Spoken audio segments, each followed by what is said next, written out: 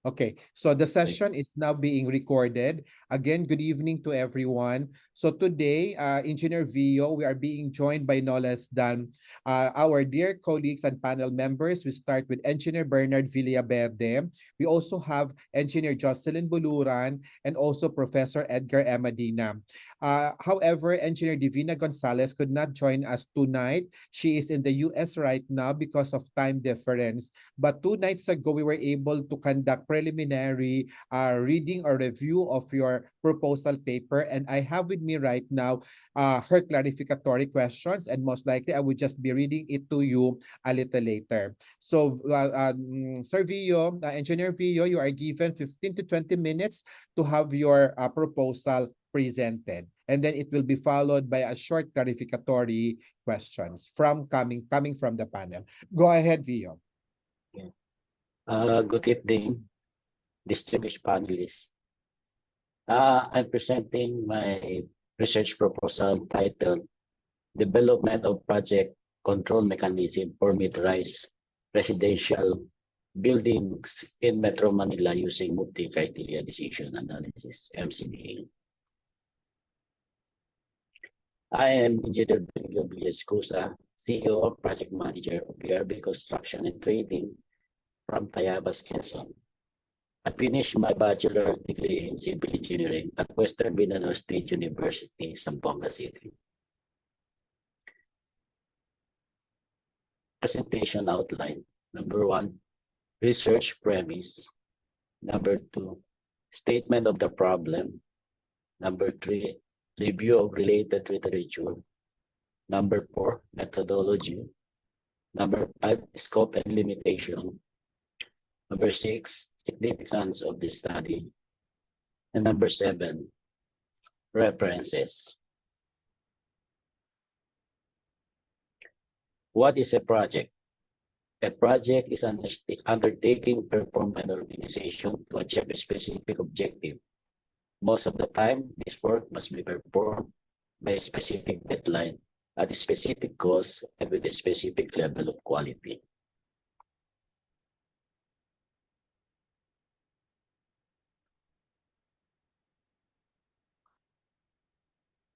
Project manager employee management analysis to simplify complex tasks throughout project management. Typically, project managers divide the project into distinct phases to build management control and research connection with the organization ongoing activities. This segment constitutes the project life cycle. The 5 stages project life cycle model, according to Westland, consists of the initiation, planning, execution, monitoring and controlling, and closure phase. Project success criteria are the standard by which we evaluate a project accomplishment. Mueller and Turner, 2007. It clarified by the project performance should be judged against the project overall and more significant objectives. In determining if an organization project deliverables satisfy expected result, a formative evaluation of project performance should evaluate not just project efficiency and the accomplishment of project objectives, but also project effectiveness. In other words, it provides an organization with powerful tools that improves organization ability to plan, organize, implement, and control its activity and the way it uses its people and resources.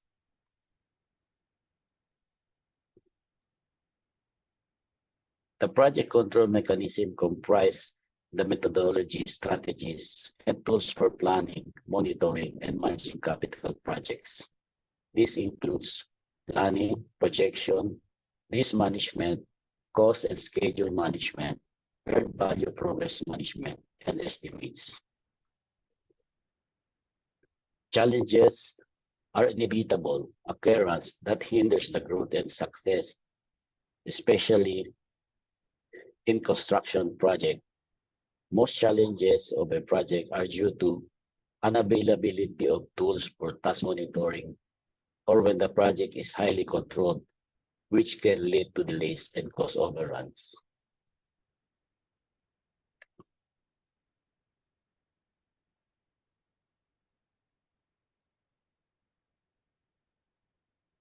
Statement of the problem.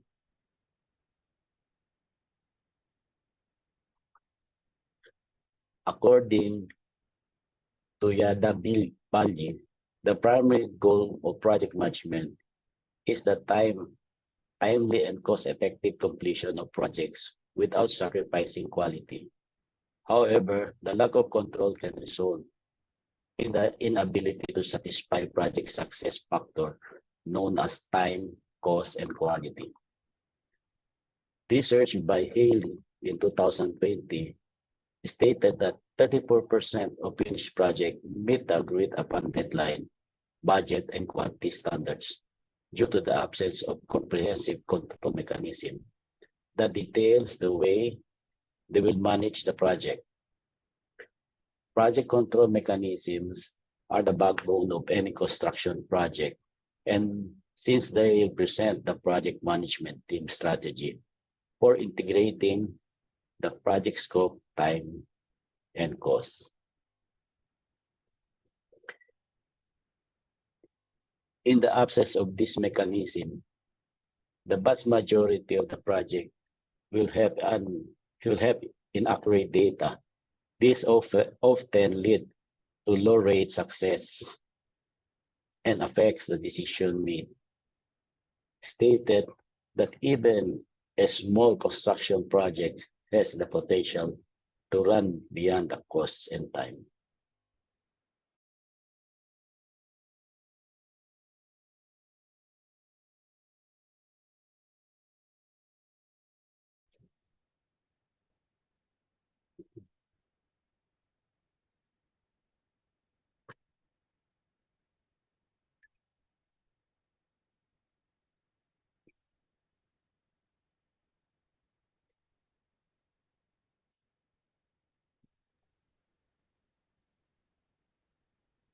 Alvio, you're having problems? Yes, sir. Wait lang, sir.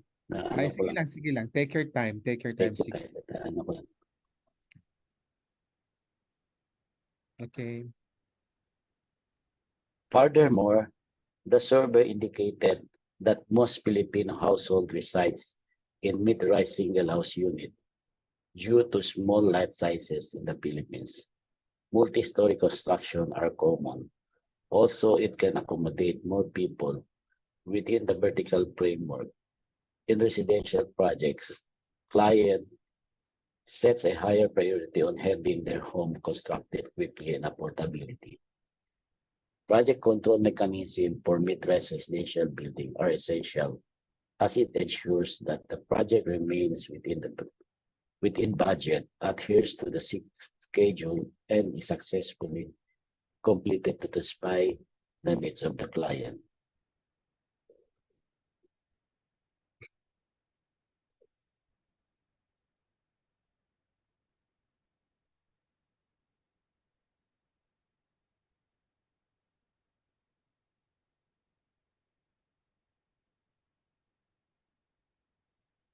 Statement of the problem. General objective. The main objective of the study is to develop a framework of project control mechanism for mid-rise residential building in Metro Manila using Pareto analysis and analytic hierarchy process. Specific objectives to determine the common project control factors in construction using meta-analysis. Number 2, to identify the most significant project control factors in terms of time and cost by performing Pareto analysis. Number 3, to establish criteria to meet project control mechanism in terms of time and cost by utilizing analytic hierarchy process. Number 4, to develop a framework for project control mechanism for mid-rise residential building in Metro Manila that will act as a guide for general contractors to improve project control and management to achieve successful project completion.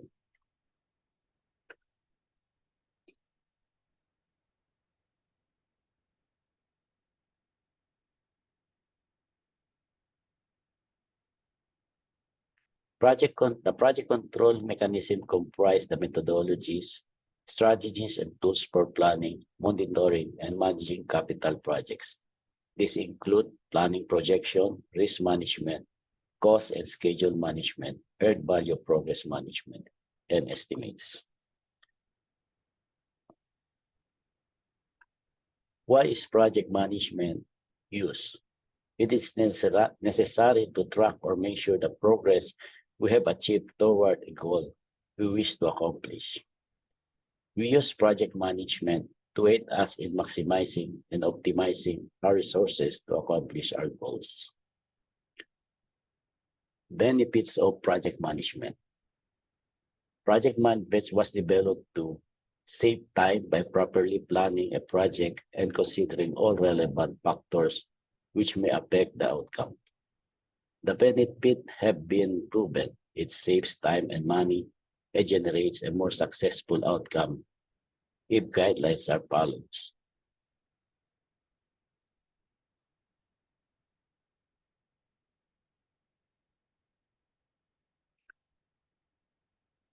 Project control mechanisms for mid-rise residential building are essential as it ensures that the project remains within budget, adheres to the schedule, and is successfully completed to satisfy the need of the client. However, there is a lack of employment of control mechanism in this type of project, funded in YADAP 2014. Thus, the study aims to develop a project control mechanism framework for mid-rise residential building in Metro Manila.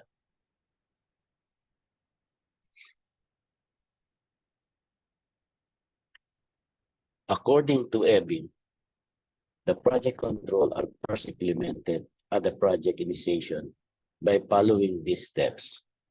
Identify the issue, drop the issue flag, assess the impact of the issue on cost and schedule, determine the process to resolve the issue, implement the solution to correct the issue, and monitor the effectiveness of the solution.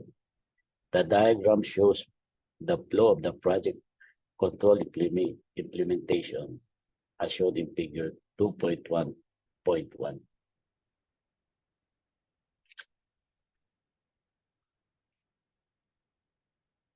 In table 2.1.1, the most significant factors that inhibits effective project on time control are design changes in the R2 of 0.94, followed by an accurate estimate of project time duration, the complexity of the activities, associated risks and uncertainty, and non-performance of subcontractors and suppliers.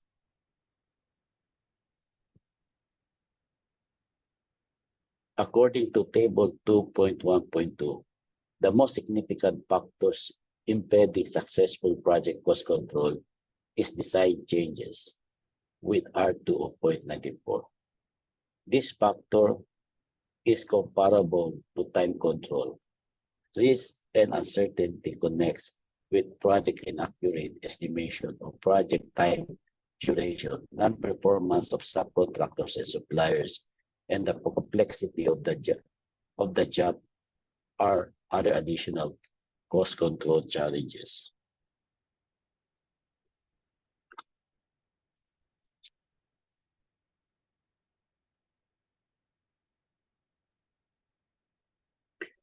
For project cost control, cost value reconciliation is the main technique used by both contractors and consultants. The survey also showed the frequency of the project control application. From the collected data, contractors always adopt project control procedures with an emphasis on cost control. In contrast, consultants always prioritize project cost control over time control.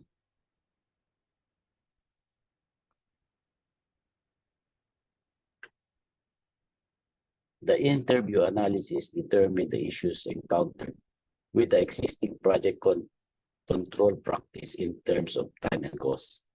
The most significant issue is that project control frequently fails to combine cost and time. During the project control process, the interview results revealed significant problem in project control, including the absence of cost control plans during the planning stage, no on-site monitoring procedure, and no formal site office reporting.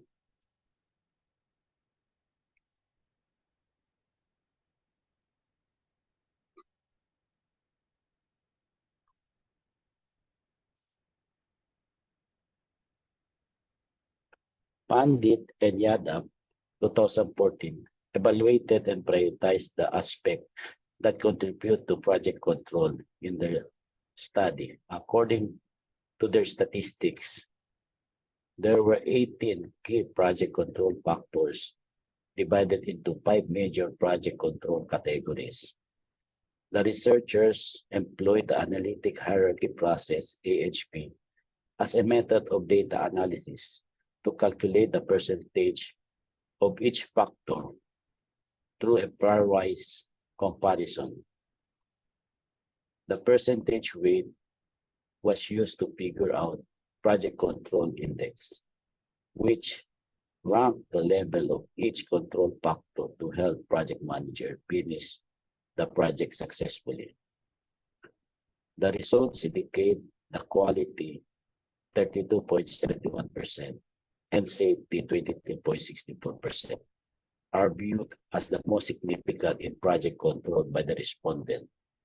It was followed by risk management of 16.44%, schedule control 14.7%, and cost 12.48%. Based on the data, time and cost factors lack control measures being implemented on the project.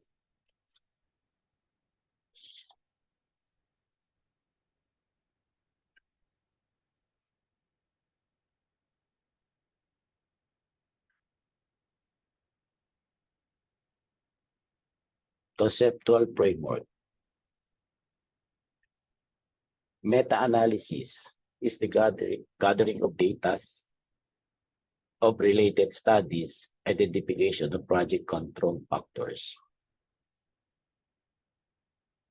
Phase 2 is the Pareto analysis. Determine the most significant project control factors in terms of cost and time. Phase 3 is the data gathering, formulation of survey questionnaires, conducting a survey with respondents. Number 4 is the data, phase 4 is the data analysis, perform an analytical hierarchy process, interpretation of data, establish criteria as basis of project control, and the framework development of project control mechanism, framework for 3-story residential building.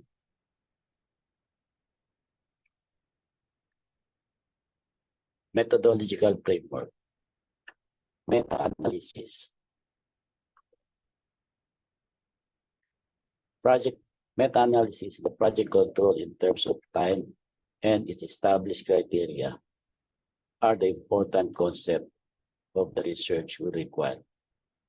As discussed in Chapter 2, the importance of each essential concept that the accomplishment of the study objective was demonstrated by full explanation of their details. Then, step 1, collect and synthesize the possibly relevant study. Step 2, establishing project control factors. Then we go to phase 2, Pareto analysis, identification of the most significant control factors. Then phase 3 will be conducting the study. Step 4 is the survey questionnaires. Step 5 involves the distribution and collection of survey questionnaires. Phase 4 is the data analysis, perform the analytical hierarchy process. Step 7 is data interpretation. Step 8 is establishing criteria in terms of cost and time. And phase 5 is the framework development. Step 9, a project control mechanism framework for 3-story residential building in Metro Manila.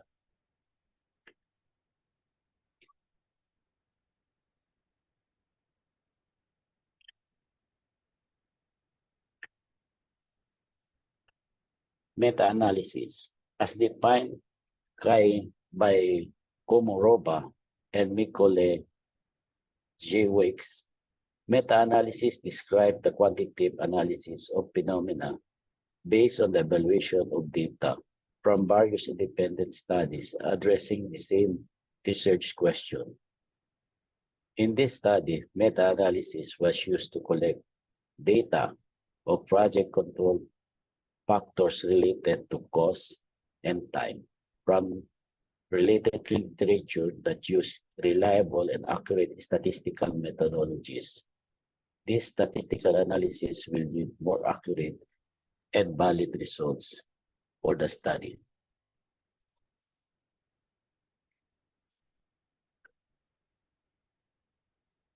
Pareto analysis. In decision making, Pareto analysis is a statistical approach used to select a small number of activities that have a significant overall impact. Typically, a Pareto chart is used to display the finding of a Pareto analysis. A Pareto chart is a graphical tool that helps break down large problems into constituent components and determine which are the most significant. Pareto principles is also known as the 80-20 rule. It stated that for many occurrences, around 80% of the effect results from 20% of the causes. Stojovic et al. 2015. Using Pareto analysis, the most significant project control factors in terms of time, cost, will be identified, which are essential for setting success criteria.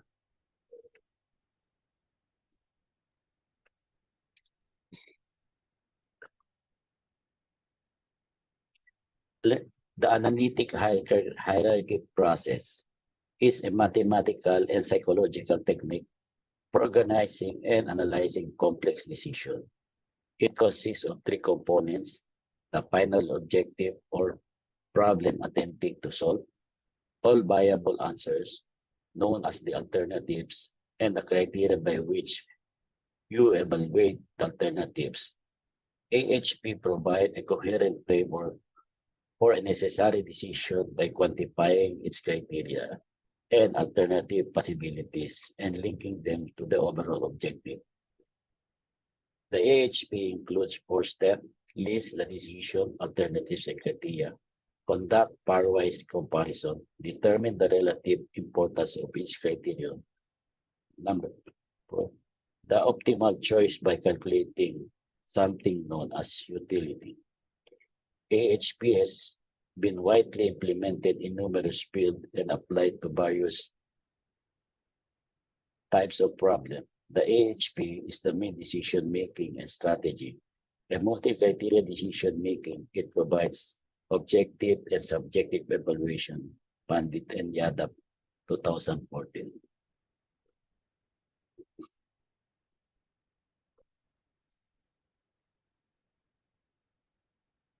Pairwise comparison. For each comparison, the 2 criteria will be evaluated, as to which is the most significant, and assigned a score, indicating the degree of which it is more significant. Compute each factor of the comparison matrix by its column total and obtain the priority vector by averaging the row, multiplying the pairwise comparison matrix. The priority vector yields and weighted sum matrix. Each factor of the weighted sum matrix is divided by the corresponding priority vector value.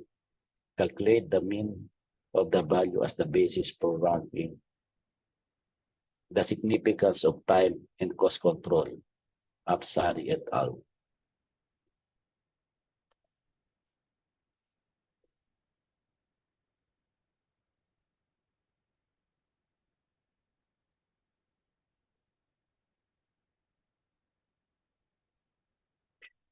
Random Consistency Index.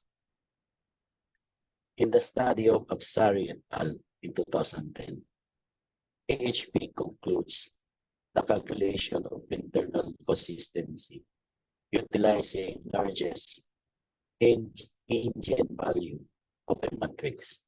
The consistency test is passed if the consistency ratio of the pairwise comparison matrices is less than 0.1. If the matrix fails the consistency test, it is deemed incompatible and the addition must be altered. The formula is used to calculate the consistency ratio. Assumption of the study.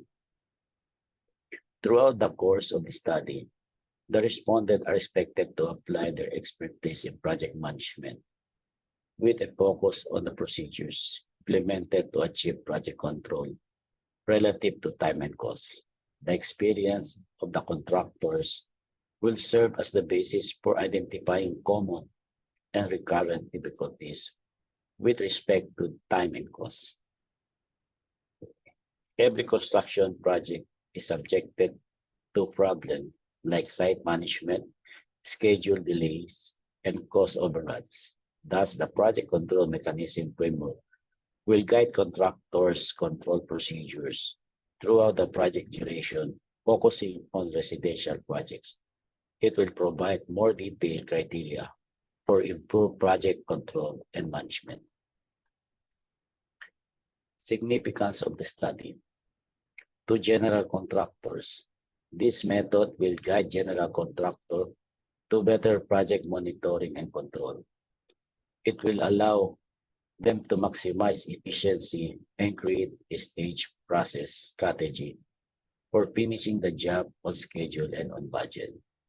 As this study aims to develop a framework that will act as a guide for contractor for successful project completion, it will also help contractors to find their focus methods and goals.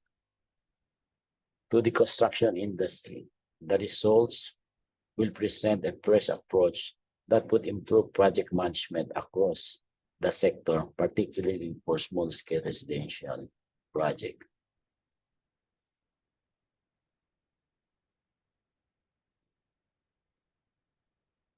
To civil engineering students, as they aspire to become construction stakeholders in the future, students with similar interests in construction engineering will find this research useful. It will provide them with further knowledge regarding efficient site management. To future researchers, this research study will benefit future researchers for research development. As a result, they'll be able to learn more about the research topic and studies they conducted, increasing the validity of their findings and inevitably their usefulness to the public.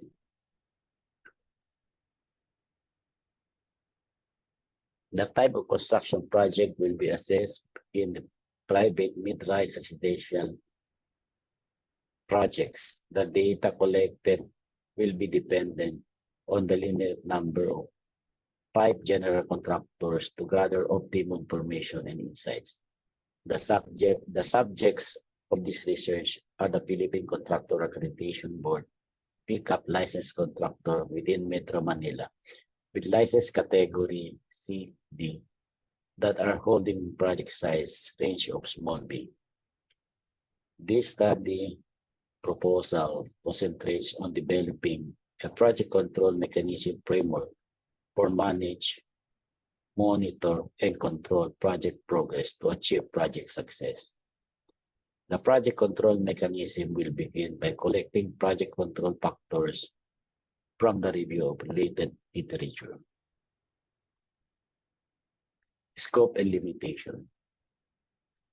The type of construction project to be assessed will be private mid-rise residential project.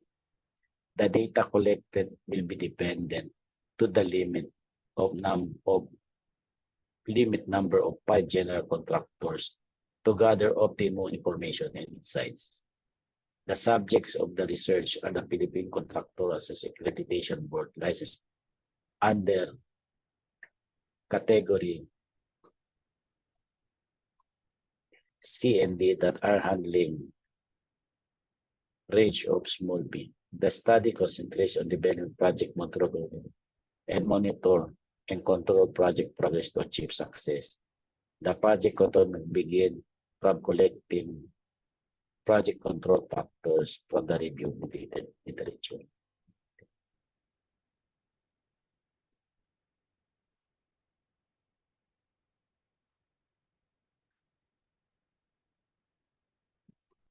The definition of terms.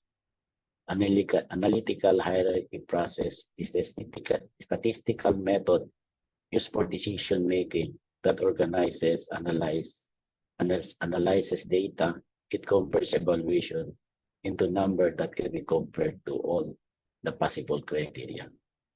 Construction industry of the Philippines, CIAP, promotes, accelerates, and regulates the construction industry through its various implementing boards. Deliverables, an element of output within the scope of the project.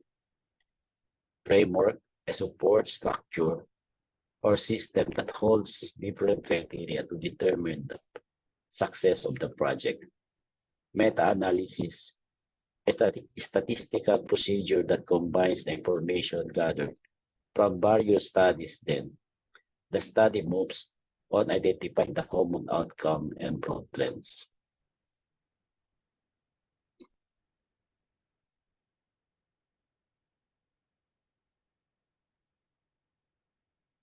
Pareto analysis, 20% of the project effort results in 80% of its project benefits. Conversely, 20% of the project costs are responsible for 80% of its issue. Project control, process for gathering and analyzing project data to keep costs and schedules on track. Project control factors, the basic project control areas which have direct influence on project results are safety, quality, cost, schedule, and risk.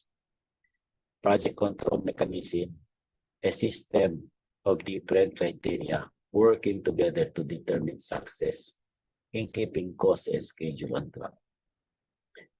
Residential building, a structure with more than 50% of its floor area allocated to living space.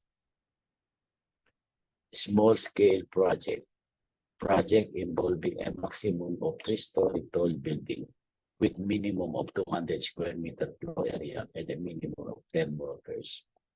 Success criteria, the measurement by which the stakeholders determine the successful outcome of a project, which serves as dependent variables and measure project success.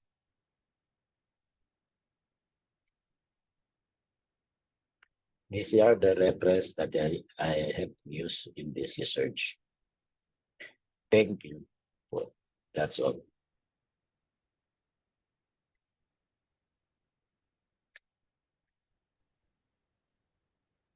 Okay, thank you, Engineer Vio, for your presentation. May I now request my colleagues, Engineer Bernard Villaverde, to start if you have any questions or things that you would like to clarify, or if there is anything that we need to improve further in the research study as proposed by Engineer Vio. Sir, your floor, please.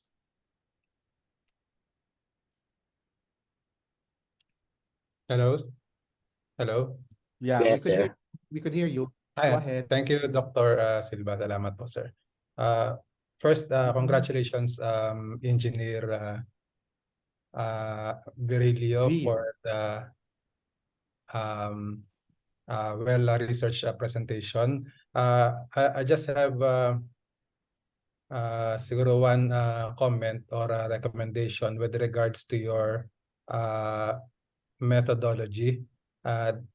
Di ba, anong nga po ulit yung phase 5, which is the parang framework development. Framework development, sir.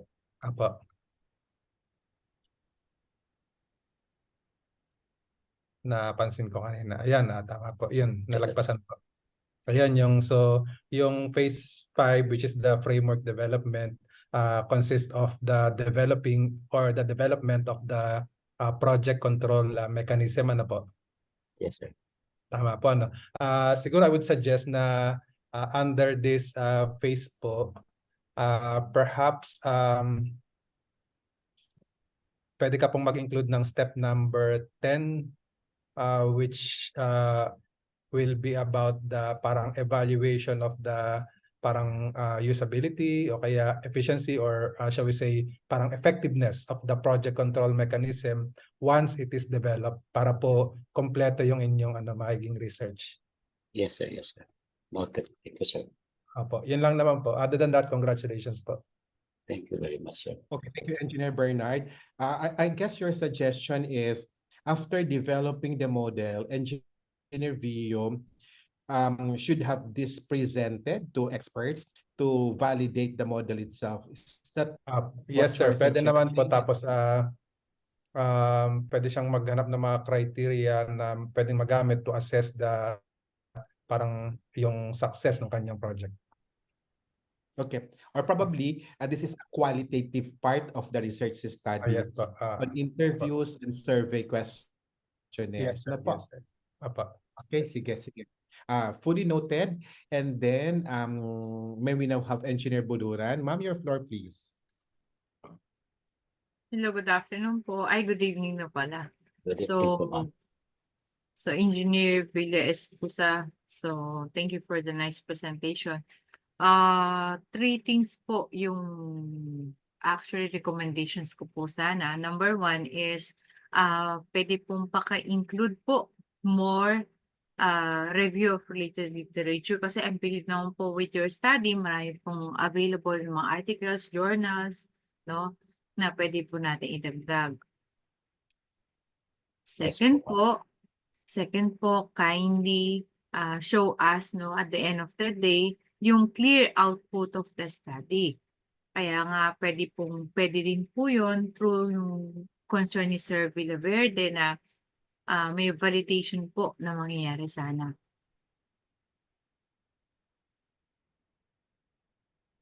Okay po. Yes po. Noted. And then, third concern ko po, since you're using MCDA, yung Analytic Hierarchy Process, so may I know po what are these parameters na parang i-compare mo? Do you have this in mind na po? Usually po, we will compare the time control factor and the cost control factor of the project. Okay. So yung dalawa po na yon. Yes po, more concentrated Okay. on that aspect. Cost and time. Okay. So with that po kasi parang with the use of AHP po, so you can parang show us kung ano po yung mas nag-govern, tama ba? Yes po, what are the factors that affects more on delays in the project? Usually projects some cost delays, and when you cost delays, there will be additional cost to the project. So this is the factors that will be addressed to efficiently manage the project. Okay po. Siguro po para po mas ma-justify po natin yung paper pa, no? Yung AHP. So parang po siguro yung mga pros and cons po nung dalawa na yon, the cost and time, pakilagay din po for the final defense. Yeah, noted po. So yun lang po, Sir Dante. Thank you Thank you very po. much po. Thank you, Engineer Buluran. So were you able to take note of the suggestions and comments? Yes, sir. Engineer I'm Vio? taking some notes still. Yeah. The first one is enriching your review of related literature and Yes, po. studies based on the identified keywords. That's number one. And second, it has to be very clear, the output of your research. That's the second one. And then the third one, if I am not mistaken, is the methodology. Okay. So Yes. probably Engineer V, if there is anything that you would like to clarify further on your research, you can consult Engineer Buluram. Yes. Apo. Thank you, sir. Okay. Okay. Thank you. Thank you. Now we have Professor Adina. Sir, your floor, please. Hi, hello, good evening. Good evening, sir.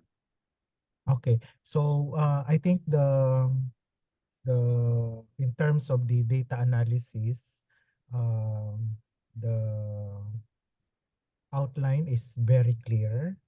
I'm just looking forward to how you will carry out this plan once you get hold of the data, no?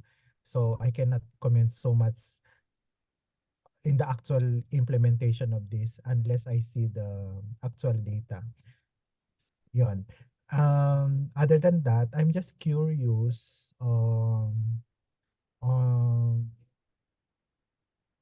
you are going to develop yung project control mechanism mismo, no? What makes this one distinct from those that are existing? Usually, sir, Are there are there, in your literature, meron na ba? What are the gaps of your study that prompted you to develop your own project control mechanism? usually project control mechanisms for each type of a company. They use different type of project control mechanism for some. Not all companies have used the same mechanism. So we have tried to develop it because our people are not the same people using by other companies.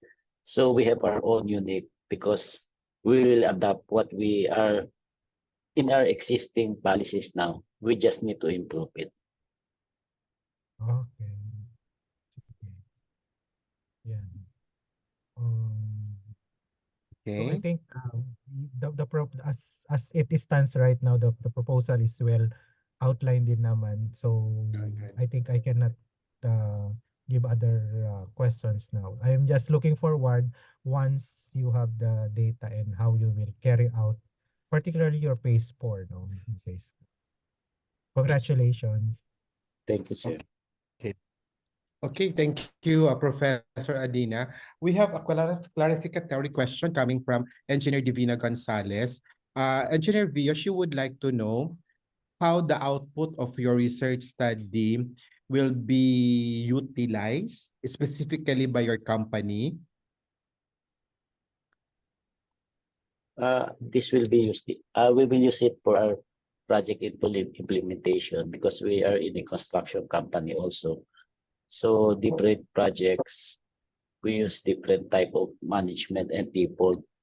So if we have a system that will be the framework for the development of this management style, because as a contractor, are some of our people also are some of them are just after the project we have to look for another project. If they don't have a project, we have to hire another set of people if we have new projects. So if we have a development, if we have a framework for control mechanism in the construction of our projects, so this will be used by the company to monitor the problem that we have always encountered in the project. Okay, so thank you very much, Engineer Vio. That's the only clarificatory question coming from Engineer Divina Gonzalez. So is there any other questions or clarifications from the panel? Wala na po. So Vio, I'll bring you Yes, sir. first to the waiting room. And then I'll pick you up a little later for the verdict of the panel members. Okay? Okay, thank you, sir. Okay.